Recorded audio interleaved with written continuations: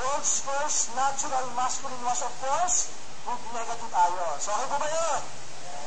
Next, ano naman niya? Again, 100% no harmful chemicals formulated by dermatologists, no irritating chemicals like SLS, SLES, foams with natural coconut base surfactant, yung nagpapabula, natural pa.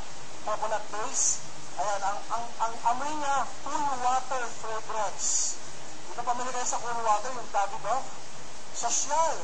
Di ba? Hindi lang amoy sa katawan, hanggang dun, amoy din. Again, cool water fragrance. Eh, hindi lang yung amoy yung malamig, pati yung pakiramdam malamig din. Eh guys, 3 linggo ko na ginagamit.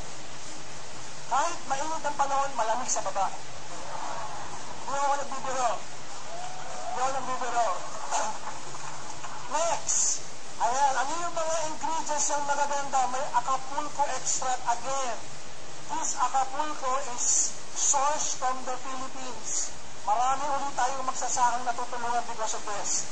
Maganda ba yun pag may product kang natutulungan, may Filipino farm, pag may product kang binibilag ginagamit, at kumikita ka rin, meron kang Filipino farmers na tutulungan. Maganda ba yun? Because it's naturally sourced. Ano yung Acapulco? It's a very potent antifungal, antimicrobial, antibacterial, antiviral. Okay? Agent. Nagagawa niya yan. What else? May aloe vera din. Na-discuss natin aloe vera. Okay? Disinfectant, germicidal, antiseptic, anti-aging. Bakit anti-aging? Mababawasan ba yung kulubot? Tignan natin. Next. Guys, ito yung masarap. Cool sweet peppermint essential oil. Sabi ko nga kanina, malamig yung pakiramdam.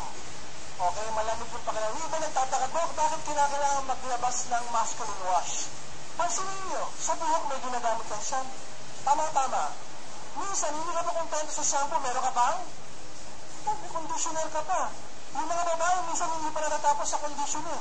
May nilalagay pa pagkatapos na yung mga lip-on. Tama-tama. Every now and then, nagpapaano pa ginagawa sa parlor? O nagpapa-hair spa pa. Ang dami pang ginagawa sa buhok. Lahat lang yan. Ano ba nandiyan? Yung ano mo lang. Okay, sa katawan, iba pa yung facial wash. Iba pa yung body bar. Tapos pagdating doon, kahit ano na lang pwede. Nagigasi mo ba? So dapat specific din. The good thing with this, nag-i-introduce tayo ng bagong culture. Pag nag-i-introduce ka ng bagong culture, ang sarap pag-usapan yan. Partner, nagagamit mo na ba yung masculine wash? Saan nilalagay yun? Sa bubog? Hindi alam. Meron ganun. Akala mo, feminine wash na, may masculine wash na, all natural pa. Diba, may antibacterial, antifungal, antimicrobial, diba? Meron pang peppermint essential oil, tapos amoy cool water pa. Paganda yan, meron pang negative ions. Okay po ba yan? So again, nababasa yung negative ions, na-activate yung anion, so meron siyang ganyang mga effects, nakakatulong. Malinis na, fresh ka pa, yan pa yung mga properties. Next, ang goal natin guys, maging #1 player ng masculine wash. Kasi pangalawa pa lang tayo sa Pilipinas. Yung nauna, available na sa Watson, available na kung saan-saan, chemical base. Mabango lang.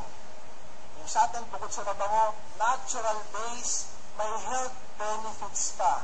Okay, ang dami pa natin diniscuss about negative ion. May kitaan pa.